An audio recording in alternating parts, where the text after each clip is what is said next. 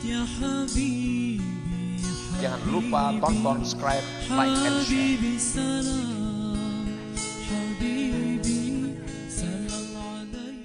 Dan sebelum memulai dengan pertanyaan, sebelum Allah menanya kepada hamba-hambanya tentang segala nikmat yang diberikan,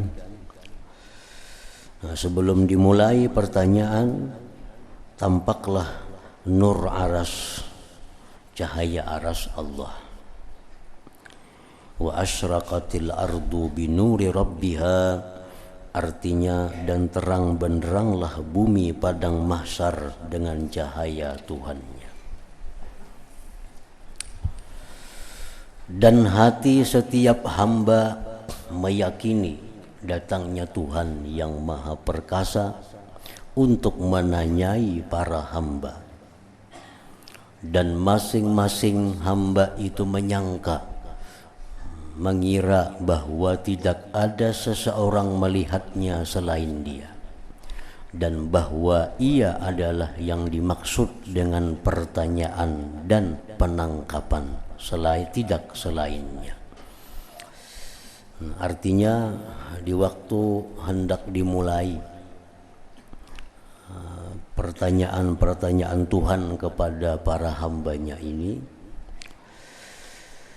masing-masing hamba itu telah memperkirakan, menyangka bahwa dialah yang akan ditangkap dan yang ditanya. Dialah yang mulai untuk ditanya oleh Allah. Jadi sekian banyak makhluk yang ada di padang mahsyar itu, begitu mulai acara pemeriksaan pertanyaan Tuhan, masing-masing menyangka bahwa dirinya lah yang pertama ditangkap untuk menghadap kepada Allah Subhanahu wa ta'ala.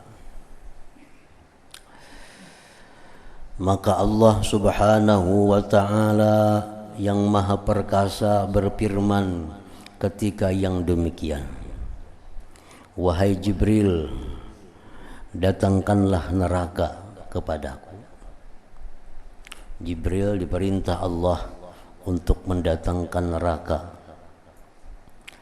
Maka malaikat Jibril alaihi salam datang kepada neraka dan berkata, Jibril, wahai Jahannam, penuhilah panggilan Tuhan penciptamu dan pemilikmu. Jadi sebelum Allah menanya tiap-tiap hamba, Allah pertama dulu memanggil neraka Jahannam. Dan malaikat Jibril menemui neraka Jahannam itu dengan kemarahannya. Maka tidak lama setelah diserunya bahwa neraka itu bangkit mendidih, terdengar suara nyalanya kepada para makhluk, dan ia neraka itu berteriak. Dan para makhluk mendengar kemarahan neraka dan suara nyalanya api neraka itu. Dan para penjaga neraka itu bangkit dengan melompat kepada para makhluk karena marah kepada orang yang durhaka kepada Allah Ta'ala dan menyalahi perintahnya. Nah, dikira penjaga neraka ini dipanggil itu untuk menangkapi orang-orang yang maksiat dimasukkan ke dalam neraka. Padahal masih jauh lagi proses manusia masuk ke neraka karena belum dihisab, belum ditimbang, belum melalui jembatan. Di neraka begitu dipanggil, langsung keluaran penjaga neraka. Dikira hendak menangkapi orang-orang yang maksiat. Padahal bukan itu Allah memanggil neraka tadi. Maka lintaskanlah di hatimu dan hadirkanlah keadaan para hamba, dan hati itu telah penuh dengan kesedihan dan ketakutan. Ini belum ada lagi tentang syafaat, masih belum ada. Masih tiap-tiap orang tiap-tiap orang masih berurusan dengan dirinya sendiri. Belum ada syafaat para nabi, belum ada syafaat para syahid, belum ada syafaatnya para ulama, itu belum ada kisahnya.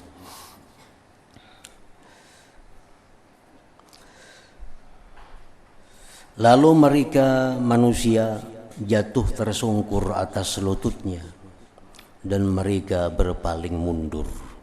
Begitu Allah memanggil neraka tadi, Allah memanggil neraka jahanam, para penjaganya melompat keluar dari neraka, maka manusia yang ada di situ takut, terjatuh tersungkur dan mundur. Pada hari watara kulla ummatin jathiyah, artinya dan pada hari itu kamu lihat tiap-tiap umat berlutut. Dan sebagian mereka jatuh di atas muka-muka dengan tertelungkup. Dan orang-orang yang durhaka dan orang-orang yang zalim menyerukan dengan celaka dan binasa. Artinya orang yang dalam dunia ini zalim, dalam dunia ini banyak maksiat, itu sudah putus asa, sudah menyerukan celaka dan binasa. Nah, jadi artinya kalau macam ini kita sudah celaka, kita sudah masuk ke dalam neraka, beluman lagi di apa-apai. Nah, hanya melihat nerakanya itu orang-orang zalim dalam dunia, orang-orang yang banyak maksiat dalam dunia sudah putus asa. Nah, perasaannya mereka lah sudah yang akan masuk ke dalam neraka itu. Dan orang-orang yang siddiq, orang-orang yang baik, yang jujur dalam dunia menyerukan diriku, diriku. Orang-orang siddiq termasuk di dalamnya para nabi, para rasul, para ulama, semuaan mereka itu mengatakan diriku, diriku. Artinya belum ada izin untuk memberikan syafaat kepada orang lain. Maka ketika mereka seperti demikian, tiba-tiba neraka didengar suara nyalanya yang kedua kalinya. Maka berlipat gandalah ketakutan mereka. Neraka kemudian meluap lagi, menyala lagi neraka itu dengan nyalanya. Maka berlipat gandalah ketakutan mereka dan mereka menduga bahwa mereka akan ditangkap. Mereka akan ditangkap, diseret ke dalam neraka itu. Orang-orang yang ada di padang mahsyar itu sudah menganggap bahwa sudah ini masuk juga kita ini ke neraka. Kemudian didengar suara nyalanya neraka yang ketiga kalinya. Maka para makhluk berjatuhan atas muka-muka mereka dan membuka dengan pandangan dari mata yang tersembunyi lagi khusyuk. Dan hati orang-orang yang zalim ketika itu menjadi hancur, maka sampai kekerungkungan menahan marah, dan akal pikiran kacau baik dari orang-orang yang beruntung maupun orang-orang yang celaka semuanya.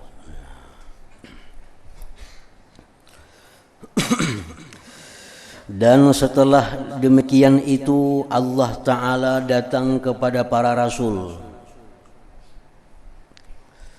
Lalu dia berfirman, apa jawaban dari seruanmu? Ujar Allah, wahai para rasul, kalian diutus, apa jawaban mereka kepada ajakanmu? Maka apabila mereka melihat apa yang ditegakkan dari siasah kepada para nabi, maka sangatlah ketakutan atas orang-orang yang ahli maksiat. Artinya mendengar demikian pertanyaan Allah kepada para rasul, kepada para nabi, maka yang lainnya akan ketakutan. Artinya nabi aja, rasul aja ditanya di situ. Nah, maka yang lainnya itu ketakutan. maka seorang ayah lari dari anaknya, saudara lari dari saudaranya, dan suami lari dari istrinya, dan masing-masing tinggal menunggu urusannya.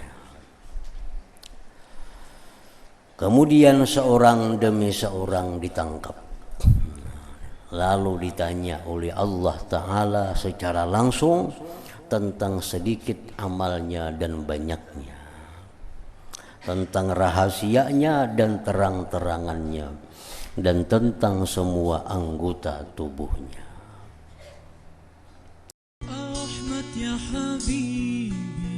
Jangan lupa tonton, subscribe, like, and share.